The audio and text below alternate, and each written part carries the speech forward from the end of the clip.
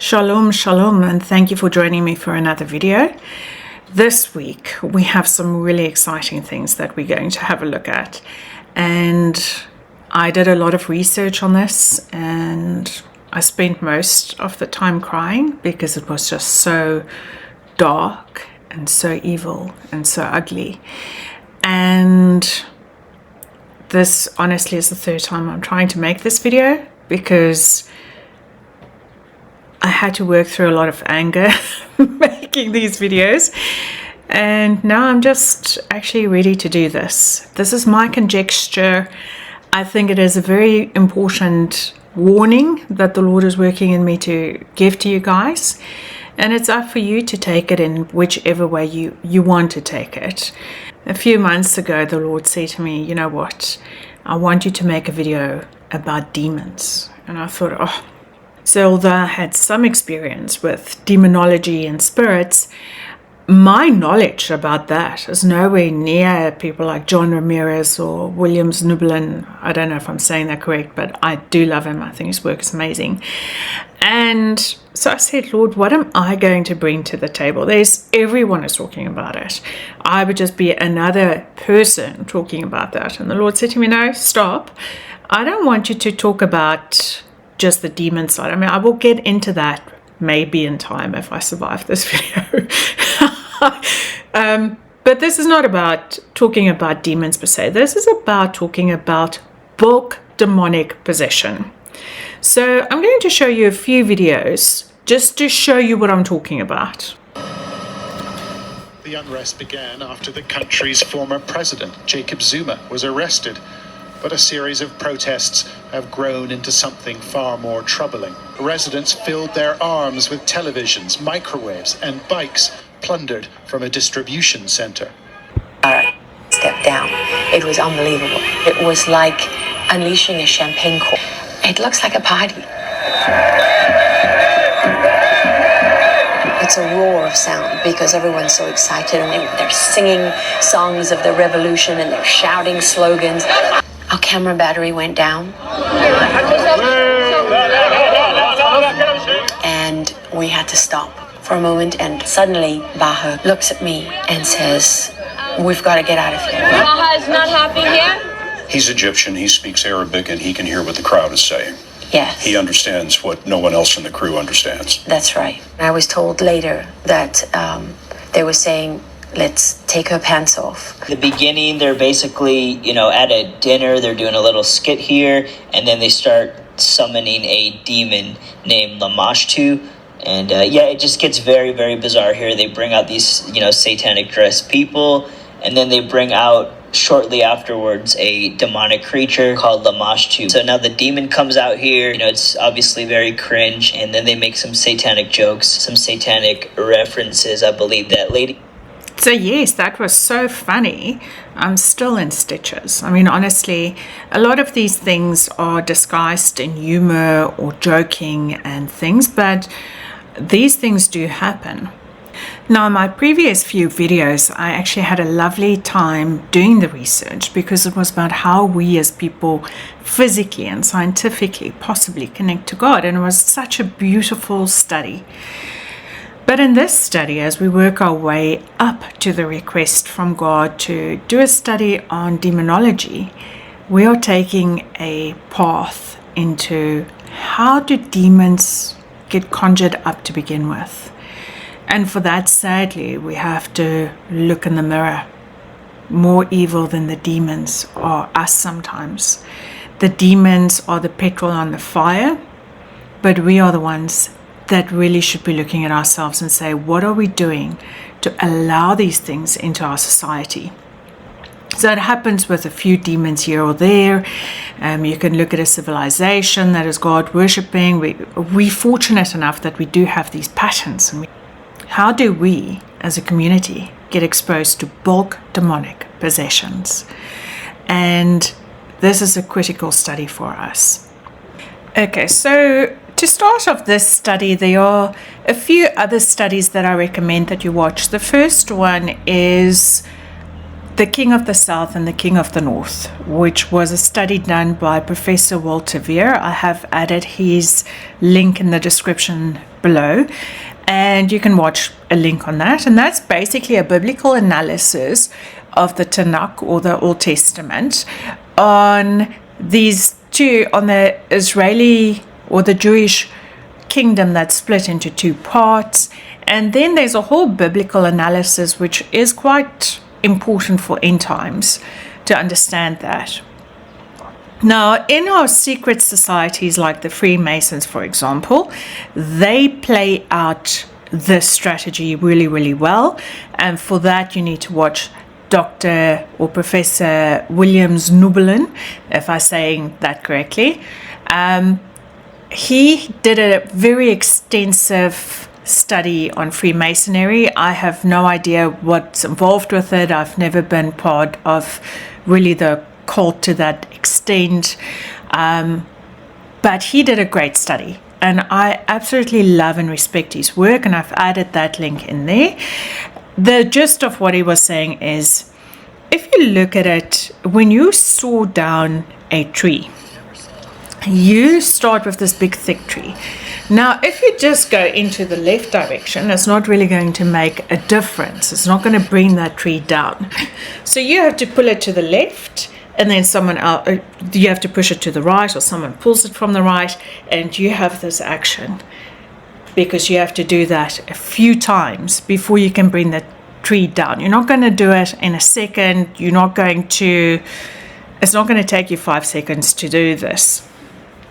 So when you have a strong religious country, like probably England was in the 40s, or South Africa was, South Africa after the Anglo-Boer War was quite religious, and they had strong value sets, and they held on very dearly to that, which is great, because it's that value set that made our forefathers go and fight in the Second World War, so that we may have life today, to give us freedoms and to make sure that we have something to look forward to.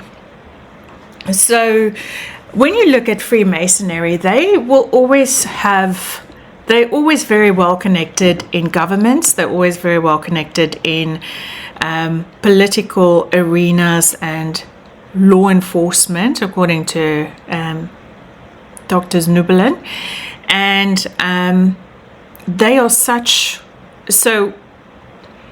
and because they are very well connected, they can then manipulate that aspect quite easily. So at the end of the day, if we have a look at it, Freemasonry and what we are seeing today in the world, they are not separate. So you don't get the left and the right. They are both working together to bring down this beautiful tree, which we call Christianity, and to let it fall down and to break. And they can't do that if the left and the right is not working together. So when Yahshua was addressing his disciples, the Pharisees came and they said to him that he was casting out demons because he was from Satan, and it was that gift that was allowing him to cast out demons. And Yahshua then looked at them and he said, if a kingdom is divided against itself, that kingdom cannot stand. And if a house is divided against itself, that house will not be able to stand. And that's repeated in Matthew 12, verse 25, Mark 3, verse 24 to 25, and then Luke 11, verse 17. So even Yahshua is saying to you that Satan is not divided against itself. His kingdom is not divided against itself. It is very much working in alignment. So when we look at things like media, for example, you have mainstream media, and we will talk about that when we address things under the Hitler category. But we've got mainstream media that is propagating very specific, very one-sided things. And then on the other hand, we have the opposite, which is social media, and they are advocating for something else. But as a whole, they all form part of the same body, which is media, and both sides are there to influence you to play out a specific role. Another example of this, I actually thought this was quite a funny comedy, and I watched the first series and it was hilarious, and then I watched the second one and it was so dark, honestly, and it was called The Jury.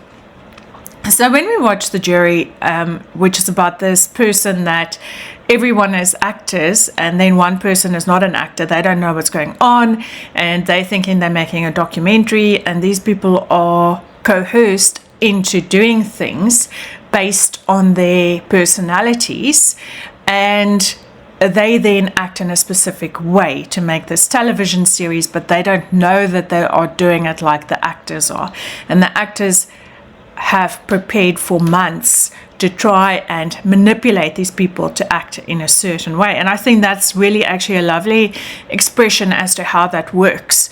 And so, but that's a great example as to how conditioning works, how people can, how governments and how media work together to get people to act in a very specific way and to get a very specific outcome. These things are not divorced from each other. So once we know that, and we know that these things are all part of the same thing and all parts of the same strategy, we can start looking at the tool sets that are being used on us. So Satan only has one goal, and his goal is to destroy you spiritually, to destroy your mind, and to physically control human beings. Okay, so he cannot control your mind or your physical body if he doesn't sever you from the Holy Spirit and from God. Now, in the previous videos, we looked at how we connect to God, and this is showing us how we disconnect from God. So the first thing that Satan uses quite a bit of is food. Okay, so food in the form of gluttony, food in the form of GMOs, the amount of poison that is in the food. There's no nutrients in the foods, so our food has become of such poor quality that it's not great for us anymore. There's an enormous amount of wastage of food in the world, so we can't even have the argument that there's too many people and we can't feed all of them, and you can believe that if you want to, but if we look at the amount of waste in the world, we know that's not true.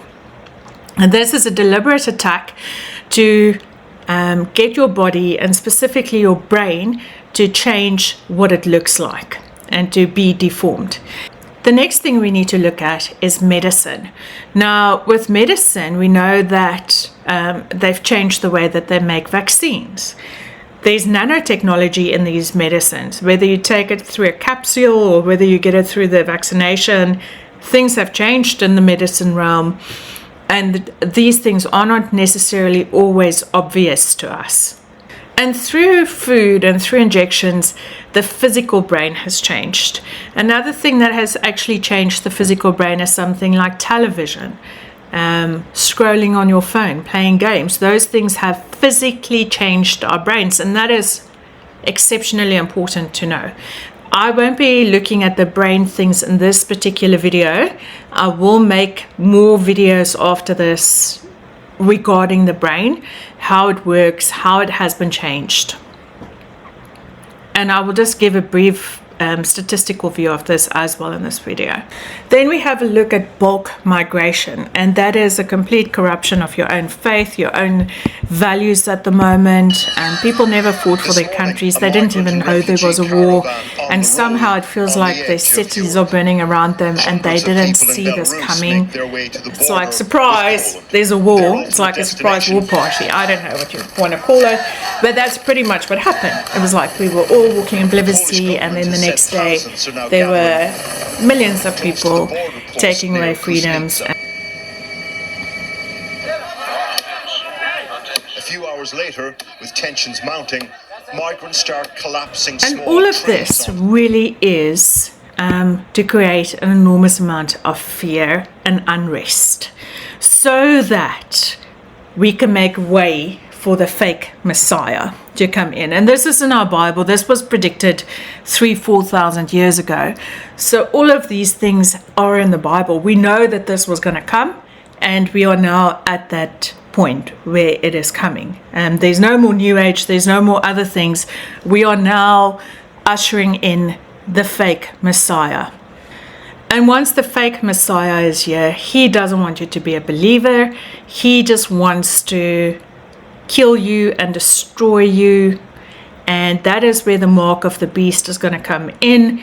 Just a reminder to check out my previous video on the Silent War Part 1. I think it's quite important that we start looking at statistics. There are very clear historical patterns of this Freemasonry thing happening until the point where we are now, where the Lord said to us, stay in the middle of the road. You can't, if you are secular, if you're in the world, doesn't matter if you're on the left or on the right, you do not see Yahshua anymore. We are now off of that path altogether for the majority of people out there. So the first one would be Pavlov's conditioning. I will then talk about Aleister Crowley. I will then talk about World War II, MK Ultra, Universe 25, and in another video I will cover television, because that's going to be an enormously big study, because it involves actual statistical and biological evidence of how television has physically changed our brains. And also just a reminder to please share my video, to like it, to subscribe. I really need the support from you guys, and I think a lot of people can benefit specifically from this video. Our journey of conditioning and being lied to probably starts with ancient Egypt. There's so many patterns of this. This is one of the things about understanding your Jewish background as a Christian becomes really important, because you don't just look at a linear way of things happening, you actually look at patterns. And this pattern can go back very far, I'm pretty sure of it. But for the purpose of this video, we're just going to have a look at how this impacted us. In the 1849 to 1936, in the 1900s, there was a psychologist, Ivan Pavlov. And what he did was, he was from Russia, and what he did was he studied the behavior of dogs. So what he would do is he would take a dog, he would ring a bell, and then give the food to the dog. And he will do this all the time. He will ring the bell, give the food to the dog, ring the bell, give the food to the dog. And eventually he could actually get the dog to salivate even when the food wasn't there. Just every time the dog heard this bell, it started salivating. So he would take something irrelevant or neutral, like a bell or something that has literally no impact on you, and he would use that bell and natural instinct or a natural drive. So in this case, for the dog, it was food, but in real life application, they would work on things like sex drive or torture. Hitler realized that fear was probably the strongest motivator, but hey, we will get to that, psycho. But for now, let's just have a look at this. So that is what Pavlov's study did, and then a lot of psychologists actually use this behavior or this study to this day to condition people to think in a specific way.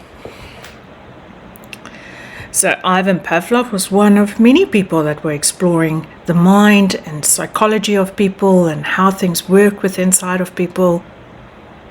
And at the same time as Ivan Pavlov in Russia, there was another guy, very evil person in England. And what he did was he took occultism and he made it exciting for people. He glamorized it. He glamorized satanic ritual abuse. And this person was no other than Aleister Crowley. Aleister Crowley grew up in England. His father passed away sadly when he was 11 years old, and that is where he decided that he's fully lost the plot.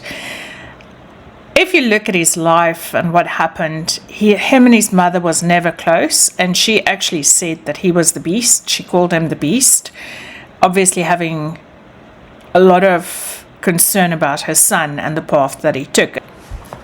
So Aleister Crowley was really a terrible human being. You look at these images and you would think that this man was quite heterosexual and things, but actually he was quite homosexual.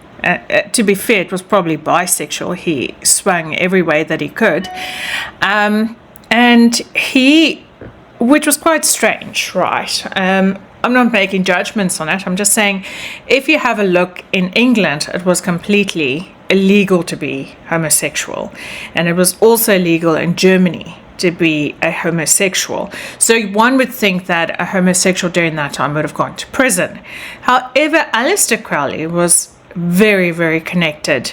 And he was very connected in the media spotlight.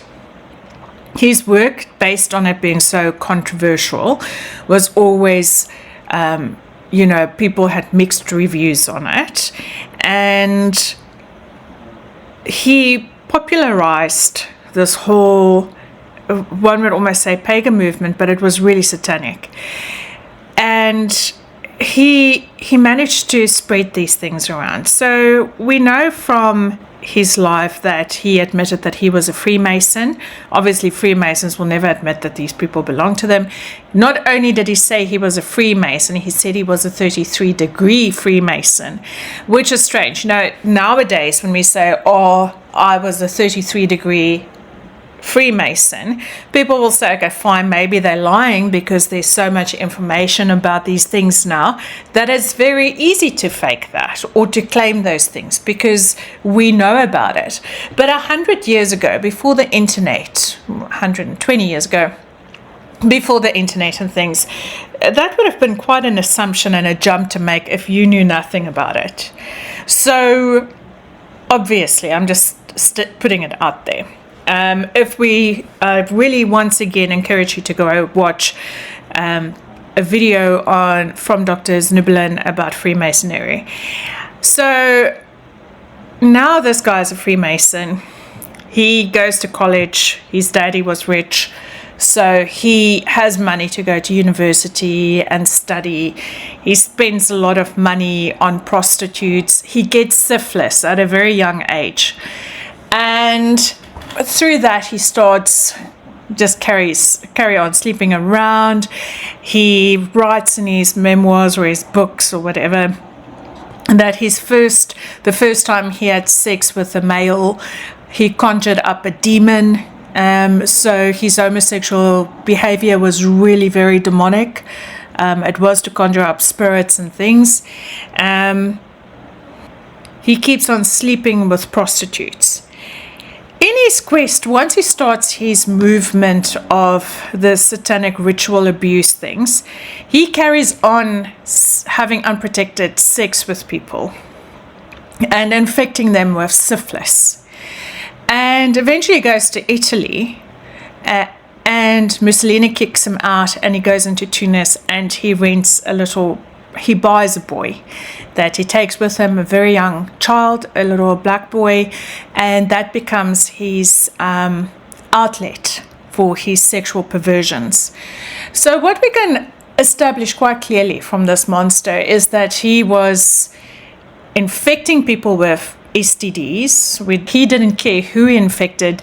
He didn't even care that he infected a child with this terrible disease. And we also know that after that, in his satanic ritual abuse circles, or he called it sex magic, but let's just be frank as to what we all know what those things are.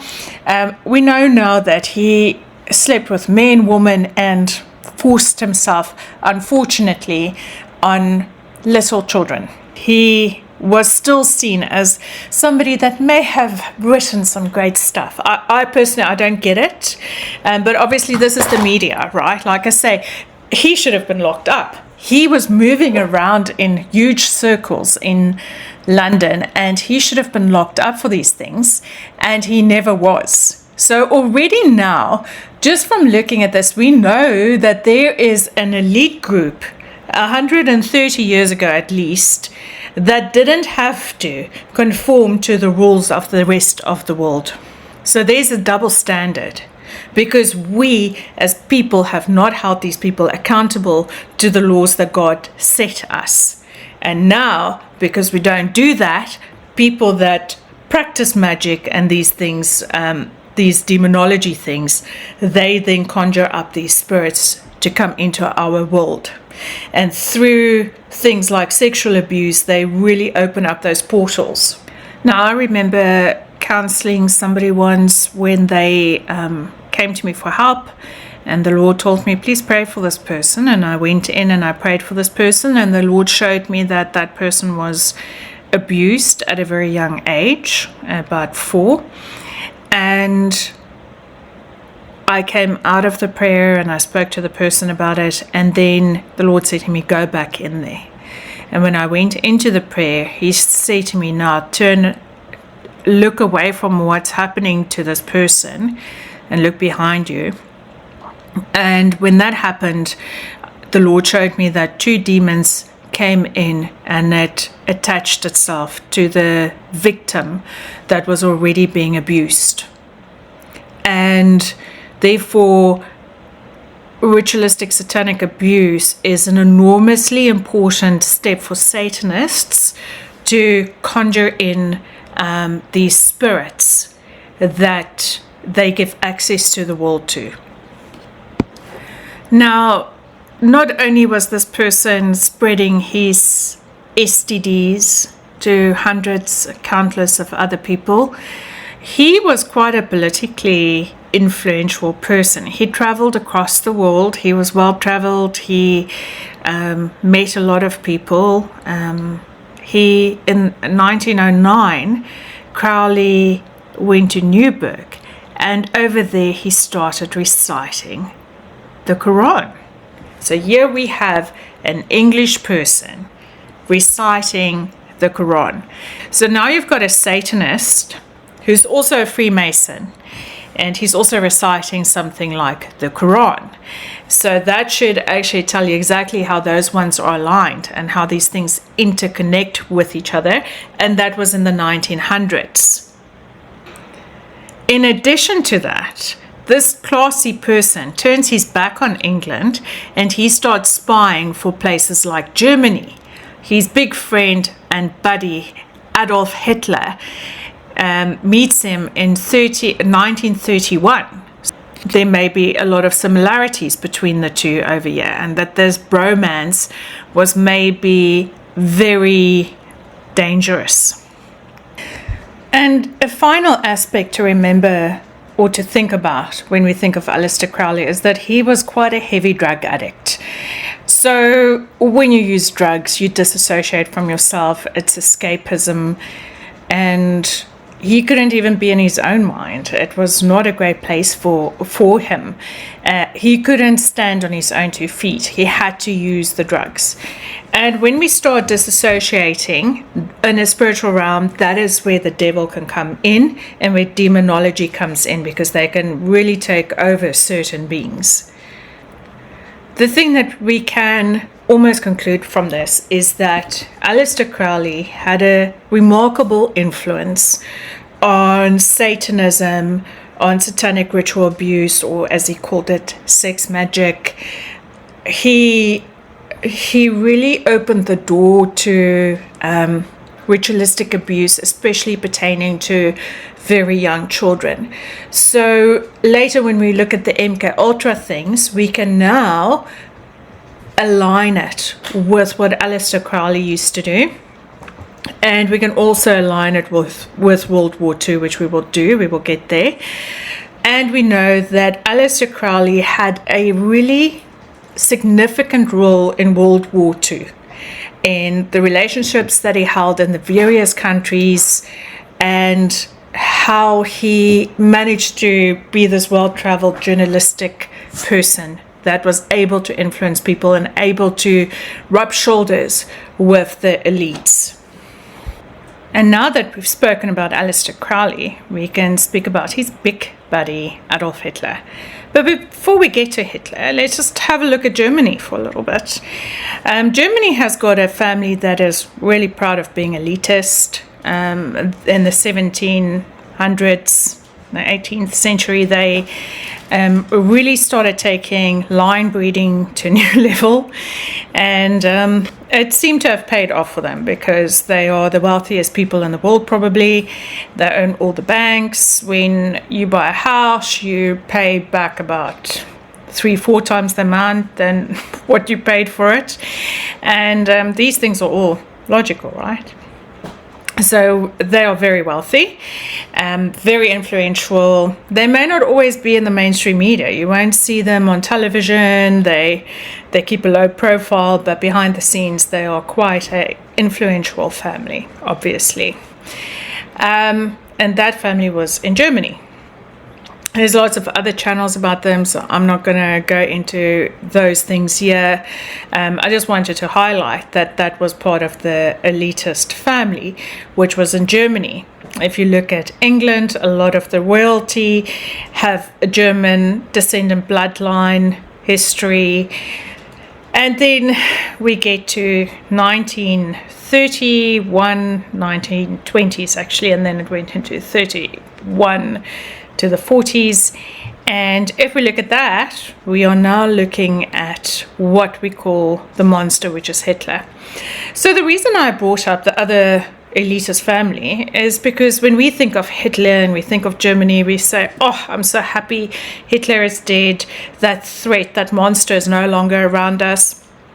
And that makes us all feel warm and fuzzy. But at the end of the day, Hitler was one person, and he had a huge network of people that helped him do his thing. Now, we are going to have a look at some of Hitler's favorite people, the one as crazy as the other one, not only in mustaches, but also in behavior. So what I really want to start bringing across, even from the beginning of this video, is to say, let's stop looking at things in isolation, because if you're just going to look at one thing, like the bulk immigrants, and you're not going to look at the brain chip, you're going to not have a full picture of what's going on. These things are not isolated.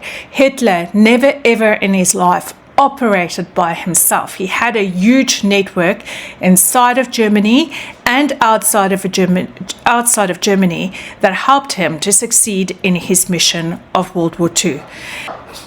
When we look at things in isolation, we really miss the mark, because these things are all working together. The devil is not divided against himself. So these are just a few of Hitler's buddies that he had during World War II. So first we have Joseph Goebbels, he was in charge of the propaganda part of things, and he was famous for saying, if you tell a lie often enough, people will believe it. And we will have a look at his propaganda strategy today, because that is really, really important. He was also surrounded by another psychopath, Joseph Mengele. He killed millions of people, mostly children. He really probably got off from killing children. He was such an evil person, and we will definitely have a look at some of his work as well. Then we have Adolf Husinger. He was like the left-hand man of Hitler in a way. And guess what? He was the chairperson of NATO. But these things are all in our head. We just making this stuff up, right?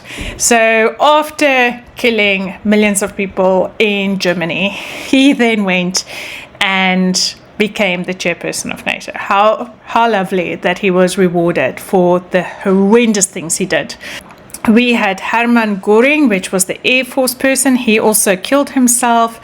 And then we had Martin Bormann, who was responsible to deceive the church and to keep the church out of what Hitler was doing. So he had to manage that relationship to kind of blind the church. So to fully understand propaganda and how propaganda and mind control and conditioning works, we need to actually take a step back from World War II to get a picture of what Europe was like, or what Germany was like before World War II. So before the Second World War started, there were 90 million Germans in Europe. There was only, however, 12 to 13 million Jews in Europe after World War I. So what that pretty much means is that there was only 10% of Jews. So for every 10 Jews, there were 100 Germans. So they were in the vast minority of people, significantly less than what the Germans were. And then if you look at after the war, there was only 3.5 Jews left in Europe. So let's have a look at propaganda. Because you would think if there's only 10% of people that are jewelers and teachers and doctors and scientists, that they would not be a threat to anybody. You know, if they were drug dealers or something, maybe you would go, there goes the neighborhood. But I mean, we're talking about people that were quite well educated and that had great manners. They were quite hygienically clean. So what make a nation turn against civilized people? I mean, like that's such a fascinating question, actually. It's a very good one because just 5 years ago, we did the same thing. We had propaganda. We were told that we are killing people because you don't want to be a guinea pig and use experimental drugs that they refused blindly to tell you what was in it. And you had people promising that these things were safe, even though they didn't know what was in it. So I don't understand how you can promise someone that something is safe, but you have no idea what's in it. So propaganda is something that is done deliberately, or it is done with intent through a systematic spreading of information. The information may be factual, it may be ideas, it may be rumors, it may be half-truths, or it could even be blatant lies. So when we look at propaganda, it is designed to serve the sender of the message, the organization that wants to benefit from the message. And it is structured to purposefully manipulate a biased or misleading framing of information. The next thing that is quite important for propaganda is that the message gets repeated often. You are going to die. This is dangerous. Now, when we get to Hitler, he had an observation that fear was the most powerful motivator in the world. So that's why you get things like, you're going to die. This is a threat. This threat is playing on your fear.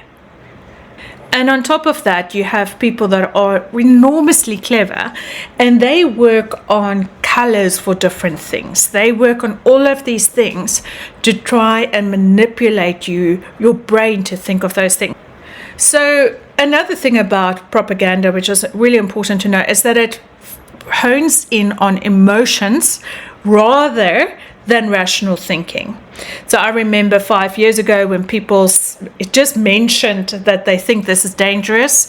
They went to prison, they were severely labeled, ostracized, very much actually like the Jews were in World War II.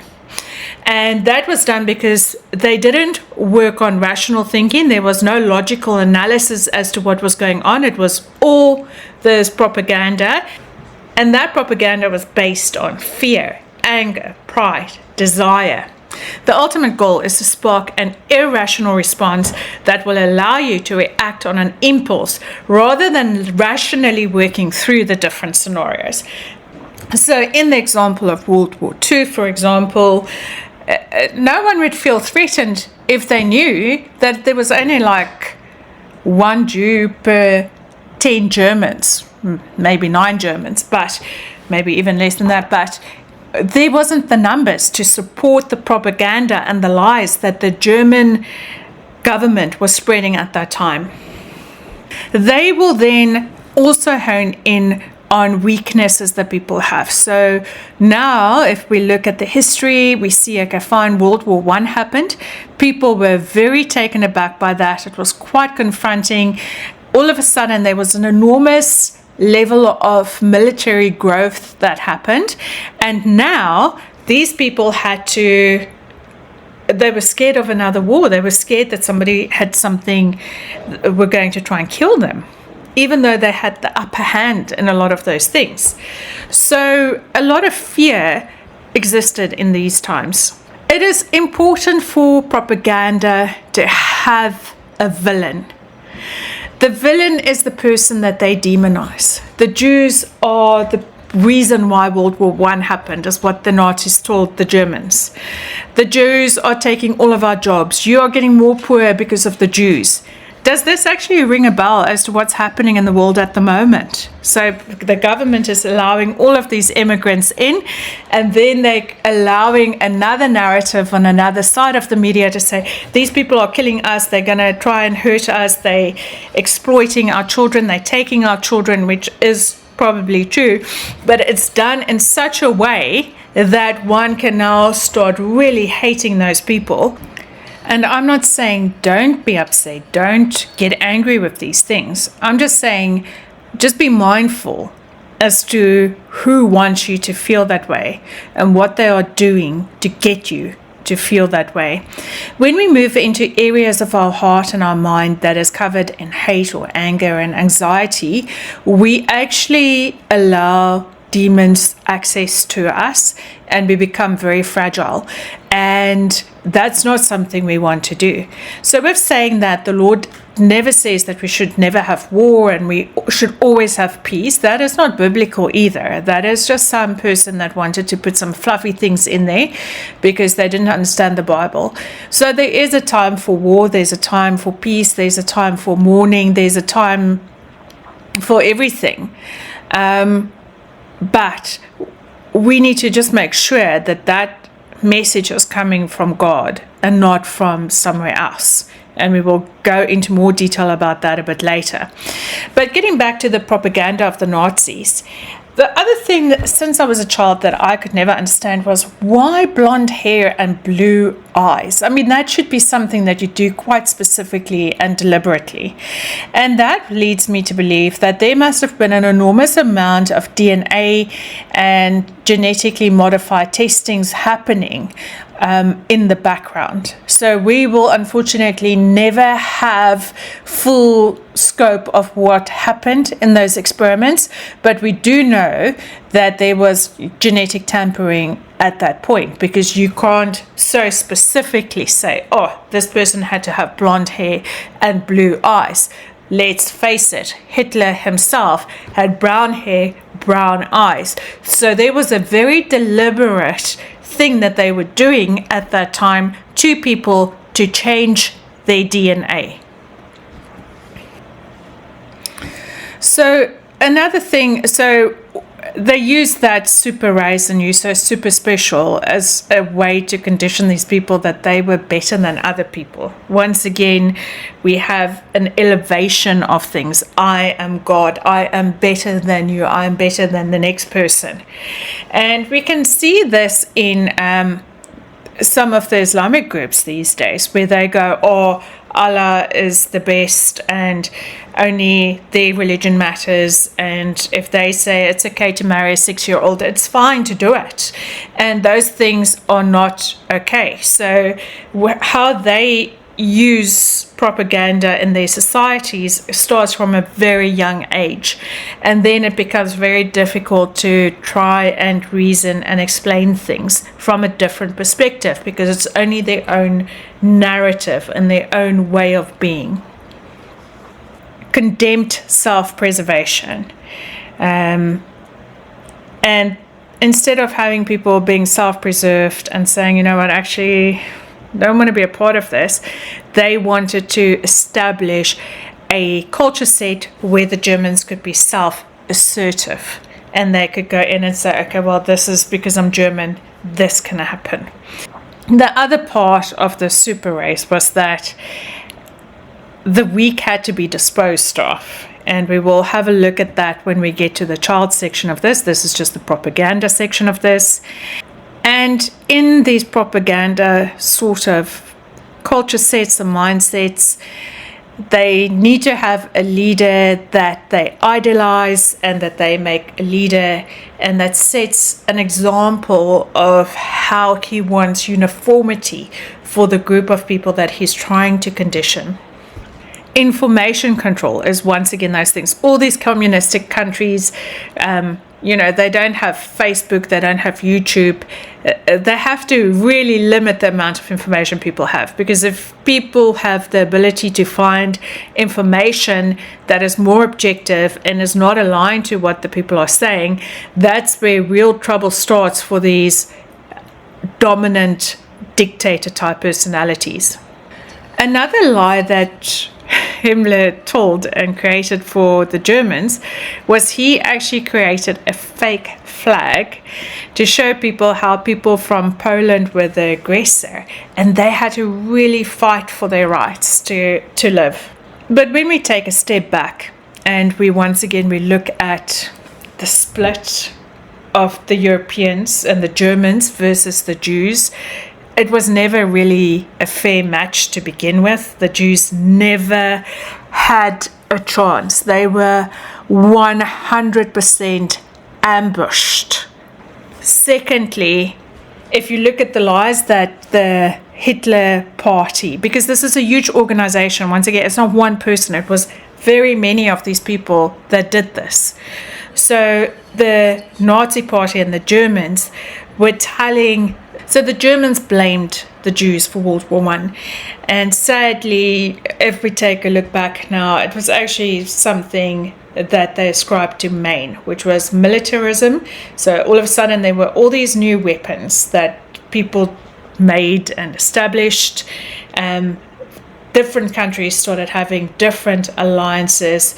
There were imperialism and nationalism, so these people became stronger and therefore they felt with this power trip they could attack other people. So really we are not looking at a logical warfare against the Jews. This was not a war, it was genocide. And they took a minority group and they tried to exterminate them. It had nothing to do with economics, it had nothing to do with political agendas.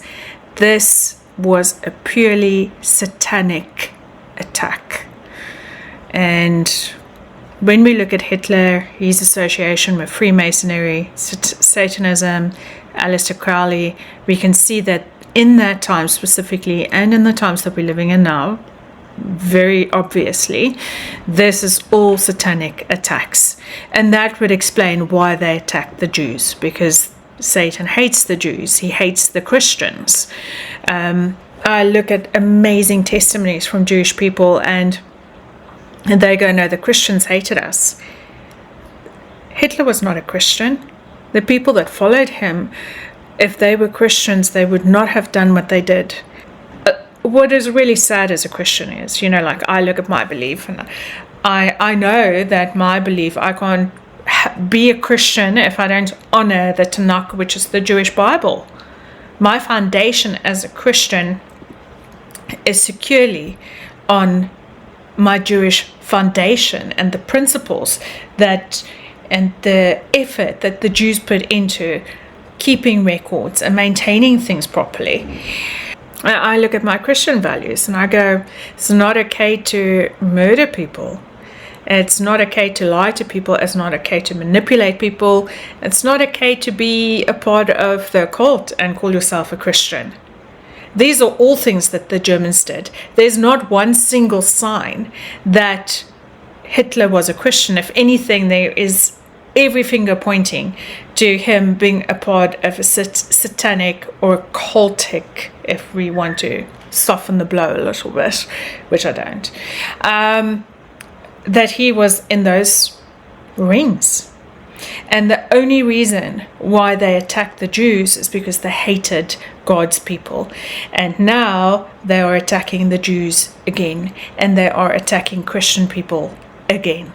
Now, I know a lot of people have watched Schindler's List. And it was a really sad movie. We all cried, and then I watched Life is Beautiful, which was even more sad because it had this emotional roller coaster, and that was also good. However, I feel like a lot of that really takes away from what was happening there. And I read a book, and it's a fictional story, but it's a lady, her name is Monica Hees. She did an enormous amount of research when she wrote this fictional book of this young girl that her brain was completely fried after this. In my research for this, I spent an enormous amount more, I spent a lot of time crying because it was so sickening, and it was very difficult for me to do this piece, and I'm going to really commemorate those kids and what they had to go through. So in my studies, I've found a video or my research that I've been doing for this video, I found a video which was called Unit 731, where it was basically after World War II, Japan decided to take adult prisoners. And what they would do is they blew them up, and the people to see what the impact of a bomb is, they blew those prisoners up and they stitched them out without anesthetic. They would see what the chemical burns did to them, and those prisoners within 2 weeks all died. They cut them open without anesthetic and things, and those were adult prisoners that were hurt to that extent. But over here we can really say that David Mengele, the angel of death, because his speciality was hurting children. Like a lot of kids would go into the gas chambers. An enormous amount of the children in World War II would go through the same fate as the people that Unit 731 went through, where they would be used as test dummies for explosions to see how the explosion will impact their body. They would see what would happen if they had to infect the kids with TB, tuberculosis, and other infectious diseases. And then they would put ointment on those raw sores, or they would test their medicines on it. There was an enormous amount of genital mutilation. When we get to studies of the Antichrist, genital mutilation will come up as well, because that is a very big sign of the Antichrist and the Antichrist types that we've had historically. So once again, it's that pattern. So they really hurt these children by injecting them with horrific, painful injections that would let their genitalia or their reproductive organs shrink. And there was obviously biological warfare and trauma. As I said earlier, they would deliberately infect these young children with bacteria to see how, if they were in an explosion and they had to infect their little limbs or their open wounds with this bacteria, what would happen to those wounds, and then they would treat that in the least humane way that the German children were no better off. So the normal kids, they went to school where they were programmed and conditioned. The boys had to go into the military, and the girls were conditioned to be housewives, because obviously the more kids you have, the better it is for these type of environments if you have a conditioned culture set. The German kids that had disabilities were disposed of because they were seen as being weak. So if you had Down syndrome, they would kill those kids. Anything in a disability thing where the state actually had to spend money on looking after those kids, they were just euthanized. Towards the end of the war, Hitler started saying he's going to lose the war. they started sending in very young children, boys from around 14 to 15, to go and fight this adult war with guns and things. Just once again highlighting that he never cared about anyone. On a note of Hitler, Hitler, in his own personal feelings and his own occultic demonic dream, he wanted to control thoughts, feelings, and he wanted to control people's minds and how they saw the world. Now, there are numerous theories about Hitler's death. The one thing is that he shot himself and then burned himself. I know. He shot himself and he burned, his body burned and Eva's body burned. And when people took the bodies away, no one did a formal identification that it was actually Hitler that died. So it's not like other weird conspiracy theories like Elvis is alive or Michael Jackson. We really hope those people aren't around to hurt other kids anymore. But when we look at Hitler, he was never formally identified. But what they have done is, and what I read up on Google, is that they then found blood in the bunker where he killed himself. And they actually tested that blood, and they found that he had a disease called Coleman syndrome, which in a way would explain why he wasn't more focused on rape during World War II, because his testes were abnormal. So that would explain why there wasn't a bigger, because with all these satanic ritual abuse things, sexual abuse actually plays a significant part.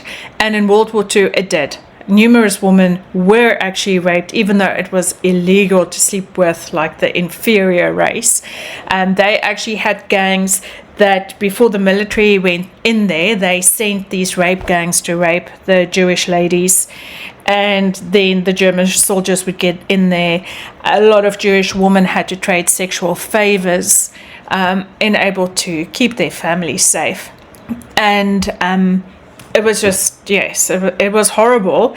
It could have been significantly worse if Hitler did have a normal testicular, testosterone-driven way, because he was already a bit of a complete psychopath. In that same blood result, they also found out that his blood type specified that he was in the 1% to get schizophrenia, along with a rare hormonal development disorder as Coleman syndrome. So the Soviets said that they had extensive records of Hitler's dental records, and they kept the skull and the jawbone, and they could match that up to Hitler's and his dental remains as a state secret. So what they did is they kept that. They then said they found his medical records, they matched it to the skull, and then they buried his body somewhere in secret in Germany, and then eventually they exhumed his body, and then they cremated it and scattered it in the Elbe River, which I think that's also really weird. And as we've established, he was very much into occultism, and he had satanic friends, and the things that he did was not from the God that we serve. There's actually nothing that I can look at from him and say I can relate it to anything in the Bible that comes from God. I can maybe relate it to very evil things that happened throughout the Bible that was not from God but from Satan. Hitler's history was quite crazy. And like I say, the scary part is that he wanted to control other people's thoughts, other people's feelings. We are sitting here, we have an implant in our brains, and I can immediately feel, because you all will have implants, and we measure your brain waves, and I can immediately tell you how the people react, or I can feel how the people react to your answers. Is it imaginable? Can you imagine another German or any dictator having access to your brain? The same people that used chemical weapons on little children puts a chip in your brain, the same people that blew up little kids and tested chemicals and diseases on their open flesh without pain management, they want to put a chip in your brain. A little pause. Take a look. And then later this year, we expect to do our first implant for what we call blind sight, where even if somebody has lost both eyes or lost the optic nerve, or perhaps has not even been able to see, has never seen even if they were blind at birth, it will give them initially limited vision, but I think over time, very precise vision, perhaps superhuman vision. Restoring control of people who are tetraplegics and restoring sight, I think, are pretty big deals. Those are what I might call like sort of Jesus level or sort of technologies. Yeah, so a lot of these things personally scare me. It doesn't have to scare you, but it scares me. And I think if you start looking at patterns and things, and if you start looking at strategies, you have to really understand that as much as we are threatened on the one hand with people invading our countries, and these people are notoriously evil people, they do terrible things to people. On the other hand, at the moment, there are narratives where people that are, like, for example, if you look at Elon Musk, I don't have an opinion about him really one way or the other. I do have an opinion about using mind control technology and chips and nanotechnology. I don't like those things. And I also don't like people equating themselves to Jesus. Yeah, so I think that is a very scary thought for me, considering that in World War II, the Germans, even though they weren't Christians, they claimed to be Christians, and they did heinous things to people in the name of Christ. And now we are about to have a second wave of absolutely appalling things happening to people, and they're also bringing Jesus into that equation more often than you think. And now we at the last part of this video. Obviously I will do the MK Ultra things and the television stuff in a following video because this video is already so long. But let's get all the things from the 40s, 50s, 60s, or the 1900s, early 1900s, middle. Okay, and now we at the last part of this video. Please remember there is another part of this that I will have to do still, which is MK Ultra, mind control, and also television and mind control. But this is really the conclusion for this video. A very fascinating study that I happened on by chance, and I think it's really opened up a lot of things that's happening at the moment. So that's just my conjecture. I don't know if you will be able to see these things and match them up, but that's what I saw. So in 1968, there was a psychologist or ethologist that created an experiment with mice. His name was John B. Calhoun, and he did this experiment where he created a mouse utopia. So he created a colony that could actually house up to 4,000 mice, and he did the same thing with rats. So in some of the points it would be for rats and for the other for mice, but he created this utopia for these rodents, and it was meant for 4,000 mice and rats, but I think the maximum population eventually only grew to 2,200 mice. And in this colony, he gave them everything. There was water, there was ample food, there was space for them to live. And man, it went well. These mice started breeding. You could see the population grow steadily. On day 316, this mouse population began to be overcrowded, and there was an enormous amount of territory. The territory per mouse started shrinking. Their stress levels went up. They started fighting with each other, and the birth rate started to decline naturally. Okay. they started changing their behavior completely. So from day 561 onwards, their social bonds deteriorated. There was even more abnormal behavior from the mice. There was less parenting, less nurturing. So the male mice started dominating other mice by imitating sexual behavior. I mean, it wasn't penetrative, so mice are not naturally homosexual, but they would dominate that. They became violently aggressive. They stopped breeding with the females. So there was an increase in homosexual behavior, a decrease in heterosexual behavior. The female mice became very aggressive and they became very angry. And then they would start murdering off their babies, and their natural instincts just wasn't there anymore. There was another part of mice that became so vain they just couldn't stop looking in the mirror, and there was another part of mice that became so vain they just groomed each other themselves. They didn't want anything to do with anyone else. They were the pretty mice and they were just grooming themselves non-stop. And then on day 701, that entire population collapsed. Even though there was capacity to grow, at 2,200 mice, it all just collapsed. And every single mouse died because they wanted to. They died naturally. There wasn't any procreation, nothing carried on. So from this, we could establish a few things, that by observing these mammals, and we are also mammals, overpopulation matters. Even with unlimited resources, too many individuals in a limited space leads to stress and decline. The social structure is absolutely critical for survival. So the more people there were, the less normal social behavior the mice exposed or displayed.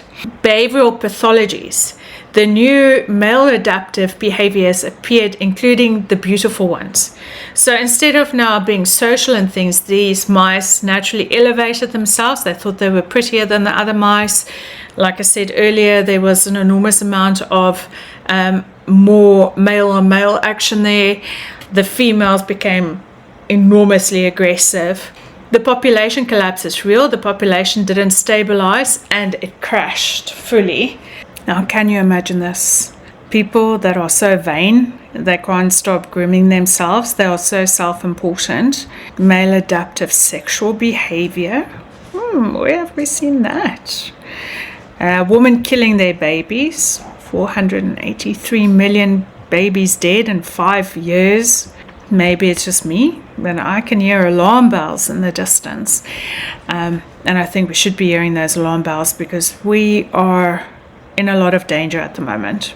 So as I said, this was the last little snippet of this week's mind control thing, and studies that changed our society. And these things have really altered the world in the past. Sadly, I wish we could leave it in the past and say, you know what, it doesn't impact us anymore. But that's not true. It impacts us quite a lot. And if we don't start changing what we're doing, and if we don't start getting our head out of the sand and stop being ignorant and living in the way that God designed for us to live, we're in a lot of trouble. From the Freemason strategy, the middle path, they've moved so far left and so far right that if you look at the media, you're not going to find that middle way anymore. And the only way to get back to that is to get back to God and to get on your knees and to start praying. The men turned away and went towards Sodom, but Abram remained standing before the Lord. Then Abram approached him and said, "Will you sweep away the righteous with the wicked? What if there are 50 righteous people in the city? Will you really sweep it away and not spare the place for the sake of the 50 righteous people in it? Far be it from me to do such a thing, to kill the righteous with the wicked, treating the righteous and the wicked alike. Far be it from you. Will not the judge of all the earth do right?" The Lord said, "If I find 50 righteous people in the city of Sodom, I will spare the whole place for their sake. Now you can almost imagine Abraham going, let's carry on a little bit here. Then Abraham spoke up again and he said, now that I have been so bold as to speak to the Lord. Then Abraham spoke up again. Now that I have been so bold as to speak to the Lord, though I am nothing but dust and ashes, what if the number of the righteous is 5 less than 50? Will you destroy the whole city for the lack of 5 people? If I find 45 there, the Lord said, I will not destroy it. Once again, Abraham spoke to him, what if only 40 are found there? And he said, for the sake of 40, I will not do it. And then he said, may the Lord not be angry, but let me speak. But what if only 30 can be found there? And he answered, I will not do it if 30 is there. Abraham said, now that I have been so bold to speak to the Lord, but if only 20 can be found there? He said, for the sake of 20, I will not destroy it. Then he said, may the Lord not be angry, but let me speak just this once more. What if only 10 can be found there? He answered, for the sake of 10, I will not destroy it. When the Lord had finished speaking with Abraham, he left, and Abraham returned home. So we know that the Bible told us we would be here. We've looked at experiments that kind of showed us that we would end up here. Very strategic things that the powers that we have forced on us or experimented on us, I don't know. But God has assured Abraham that he would not destroy Sodom and Gomorrah if there was one person there that was righteous. If anything, the Lord went in and he got Abraham's nephew Lot out of the city with his 2 daughters, and I don't think his daughters were the greatest people either. So that gives us a little bit of hope. We can see where we're heading to. I mean, everything is on the table. A lot of these things that I will cover in the next video, even the brain stuff, the psychopathy of these things is insane. We can see where we're getting to. So this video is to help us to maybe wake up a few people that still need to be delivered, and there's nothing we can do to stop these things. We can see it is going to happen. But what we can see also in this time of so much disparity, so much divide and fear mongering coming from the whole body of media, whether it's being social media or mainstream media, both. We know that God has assured us he will not leave us behind in this. Our Father Yahweh in heaven, hallowed be your name. Lord, may your name vibrate through every part of your creation, Lord. We pray, Lord, that you can hear our voice and our cries on earth. We pray, Lord, that you save us before our very own children have to go onto a place where they are experimented on and tested on. I pray, Lord, that you can come and get us before Satan completely severs us from you by implanting things into our brains and manipulating our DNA. It is absolutely terrible, Lord. So we pray, Lord, that you can hear us. I pray, Lord, whilst we're here, that you can help me to reach people and to really let them see the danger that we are in, Lord. And that we can stand up and that we can know that we have got your law and your Holy Spirit with us, Lord. And that although these things are beyond evil, that we have the law of you in the Tanakh, which is the Old Testament, and in Yahshua, which is in the New Testament, our Jesus Christ. And we pray, Lord, that your Holy Spirit may come upon us, Lord. And we pray that you may take us out of Sodom. We pray that you can help us to find all of our issues that we still have inside of us, Lord, that we may be delivered fully so that we may enter your kingdom. As always, Lord, I love you with every fiber of my being. And I know this is not your doing. This is us as people opening the portal. This is not even the demonic stuff here. This is just what people did, Lord. And it's so evil.